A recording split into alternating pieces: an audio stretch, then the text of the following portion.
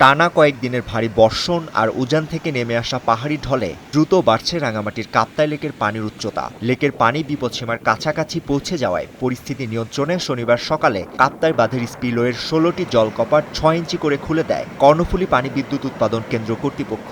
এতে অতিরিক্ত প্রায় ৯,০০০ কিউসেক পানি প্রতি সেকেন্ডে কর্ণফুলী নদীতে প্রবাহিত হচ্ছে। কাপ্তাই লেকের সর্বোচ্চ পানি ধারণ ক্ষমতা ১০৯ ফুট এমএসএল। শনিবার সকাল ১০টায় কাপ্তাই লেকের পানির উচ্চতা রেকর্ড করা হয় ১০৪.০৮ ফুট এমএসএল। ভারী বৃষ্টিপাত ও পাহাড়ি ঢলের কারণে লেকে পানি প্রবেশের হার বেড়ে যাওয়ায় এই সিদ্ধান্ত নেওয়া হয়েছে। বর্তমানে বিদ্যুৎ কেন্দ্রের ৫টি ইউনিট চালু রয়েছে। এসব ইউনিট থেকে প্রায় ২২২ মেগাওয়াট বিদ্যুৎ উৎপাদনের পাশাপাশি টারবাইনের মাধ্যমে প্রতি সেকেন্ডে প্রায় ৩২,০০০ কিউসেক পানি নদীতে নিষ্কাশন করা হচ্ছে।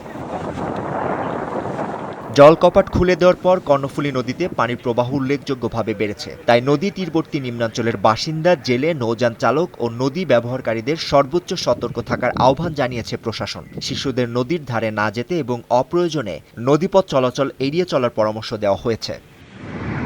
বর্ষা মৌসুম এখনও শেষ হয়নি, তাই কাপ্তাই লেকের পানির উচ্চতা নিয়মিত পর্যবেক্ষণ করছে সংশ্লিষ্ট কর্তৃপক্ষ।